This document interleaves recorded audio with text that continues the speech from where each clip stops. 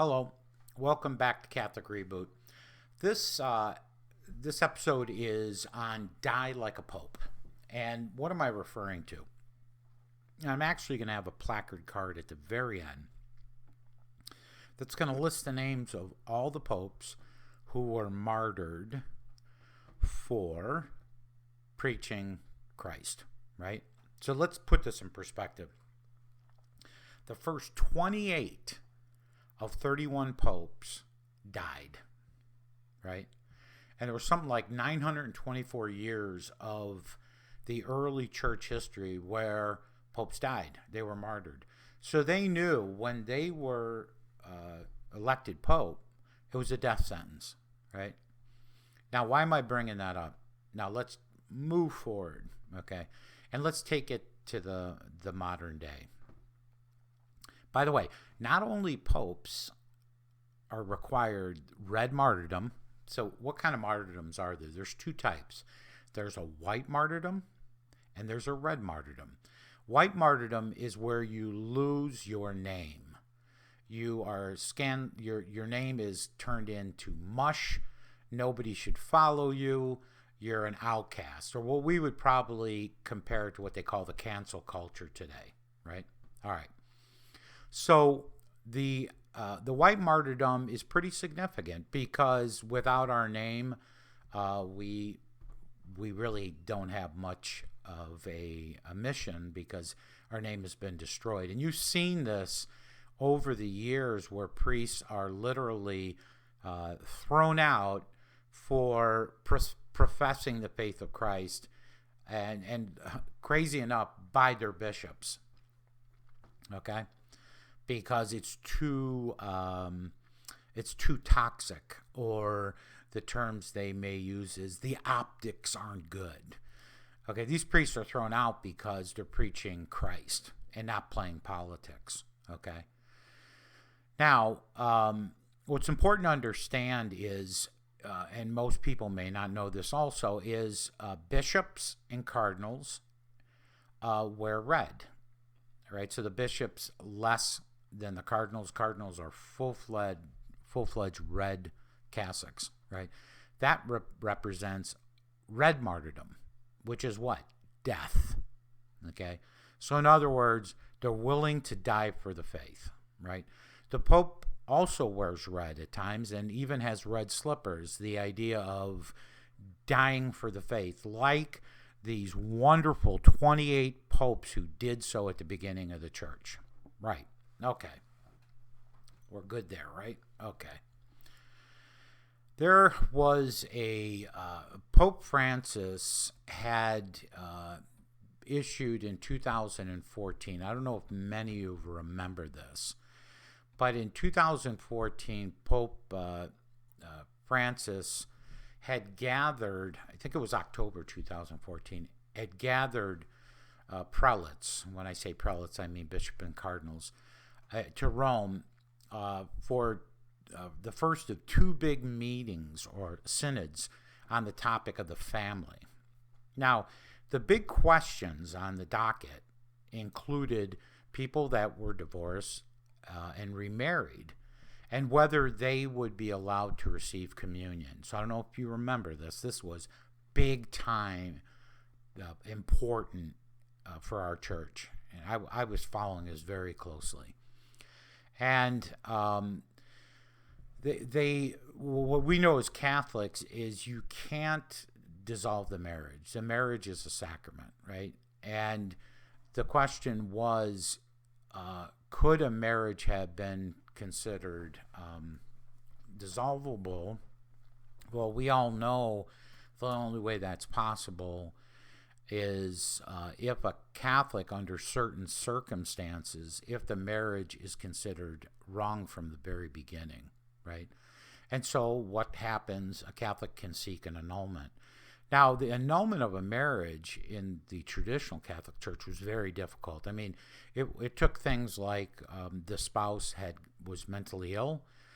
There was a fear on behalf of one of the spouses for their life, or was, in certain cases, there wasn't a consummation of the marriage.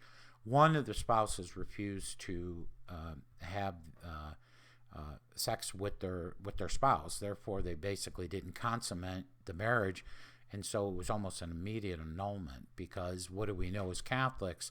The purpose of the marriage is to procreate, right? Also, it's a demonstration of love in the marriage. So when they say Catholics see sex as evil, believe me, we don't. Okay, very important, right? The reason I bring the synod up was quite a few cardinals and bishops were saying to Pope Francis, the Holy Father, whoa, wait a minute. Are you going to legitimize divorce for Catholics, right?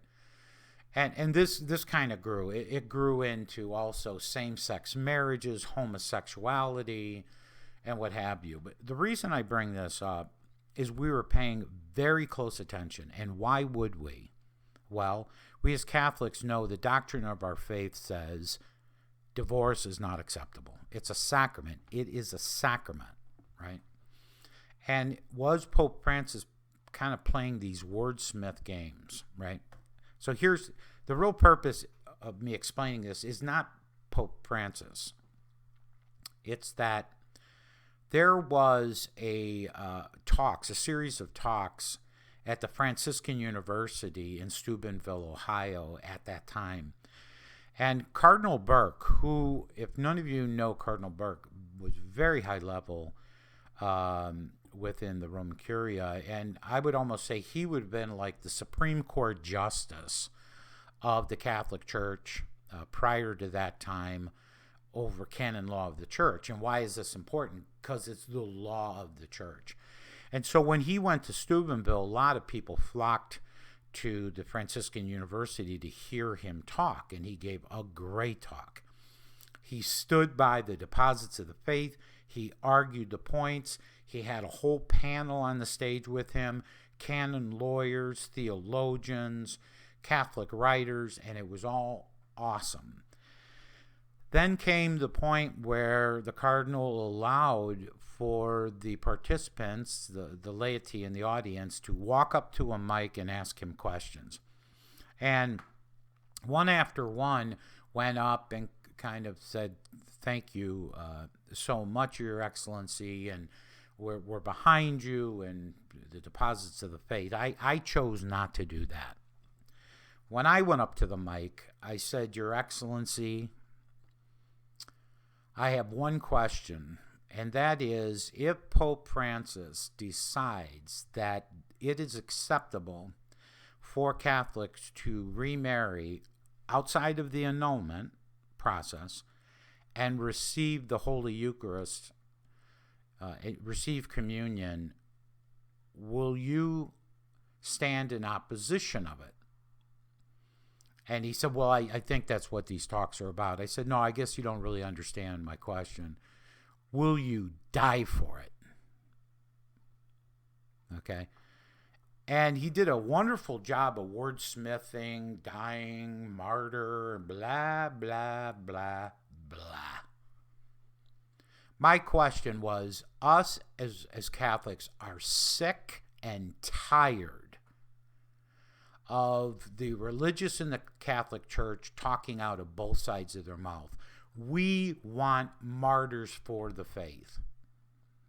And I dare say, I think the martyrs for the Catholic Church is not going to come from the popes, the cardinals, and the bishops. The martyrs of the Catholic Church is going to be the blood of the laity standing up and saying, we will go no further. We will not let another liberal, wordsmithing, nonsensical comment come out of the prelates of our church. We will stand up and we will go to our cross. We will die. You know, the story of St. Peter leaving Rome and Christ meeting him on the Appian Way. I don't know if you're familiar with the Appian Way. It's the long road out of Rome that the Roman soldiers built, which was unbelievable. And the Romans built wonderful road systems, right? And as Peter was leaving on the Appian Way, Christ was standing alongside the road. And he said, Peter, where are you going? He said, well, I'm going back to Jerusalem because they'll kill me here. I mean, and I'm kind of paraphrasing. That's basically what he's saying. And Christ said to him, oh, okay, you go back to Jerusalem. I'm going to go into Rome and be crucified again. Right? And by the way, I did not see it, but apparently there's the footprints of Christ alongside the road where that happened. I didn't see it. I don't know if that's true or not, but there was a marker saying this is where Christ appeared to St. Peter. Okay, now, the reason I titled this Die Like a Pope, right, is I had actually posted something on my Immaculate Heart of Mary Pray For Us Facebook site. And it was a talk that Father Billy Costco of the St. Henry's Parish in Buckeye, Arizona gave. And he was almost near tears in giving his sermon. Now he'll call it a homily, but I'm going to refer to it as a sermon. Because the points he was making were very biblical. And was more than just a expression. He was teaching the Catholics in that church, right? And he said, the perfect anger, I have the perfect anger like Christ did when he was whipping the money changers in the church. We had enough.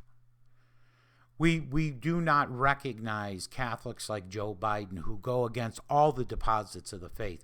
We stand firm against this. The interesting part of this, and now as great of a job he did, and as fulfilling of a sermon as that one was, look behind him, look across the altar. What do you see? You see a Protestant altar. You see a young lady altar server sitting on a chair with a mask, right? You don't see any deposit of the Catholic Church's position on that altar, right? You see a crucifix. Where's the tabernacle? And here was my takeaway. Awesome sermon. But I wanted to send him an email and say, hey, Father Costco, what did you think was going to happen when all the priests, prelates went along with this Novus Ordo smackdown on our Catholic Church? Did you not think it was going to come back to bite us right in the keister? We've lost the deposits of the faith for the last 50 years, and all of a sudden now we're saying, what happened? Or I can't take anymore. I couldn't take any more by the late 70s. This is what happens when the Catholic Church bends to the will of the culture. Had they never bent, if the popes would have died for the faith much earlier, we'd be in a different situation. There is I don't know if you're familiar with Cardinal Octaviani. It was called the Octaviani Intervention in 1969, and it was a series of conservative cardinals that gathered together in opposition of the Novus Ordo Mass, the new Mass, and they wrote up this great document of how this should not stand. What was the one thing that was missing with all those cardinals that were participated in the Octaviani intervention? They all caved. Not one of them died. Okay? There was an archbishop who was part of Vatican II, Archbishop Lefebvre, that came out of France, who after Vatican II insisted on keeping the traditional Catholic faith. And he started an order called the Society of Jesus and Mary, which actually was later titled the Society of St. Pius X. Okay? That holy prelate suffered from that moment in the 1970s all the way to his death in the late 90s, standing by the traditional Catholic faith and the deposits of the church. And even Pope Benedict, who was at that time just a priest in the council, was not at the level of Archbishop Lefebvre. Even Pope Benedict came out when he became a pope, and he issued a motu proprio supporting the traditional Mass and the deposits of the faith. Why? Completely guilty. He knew what he had done and what Pope John Paul II had done to Archbishop Lefebvre was inexcusable in and of itself. This one prelate, not the Octavani cardinals, this one French prelate stood up, took abuse for 20 years, and died in the state of excommunication because he refused to compromise. So I say to Father Costco, you're sick and tired of it? What Archbishop Lefebvre did was suffer white martyrdom, but he would have suffered the red if he had to. We as Catholics, if we are really fed up, sick and tired, we got one choice and one choice only. Throw off this nonsense called Vatican II. Throw off the Novus Ordo Church because it does not contain the deposits of the faith that our Catholic Church was built on. And die like one of these popes died. Thank you.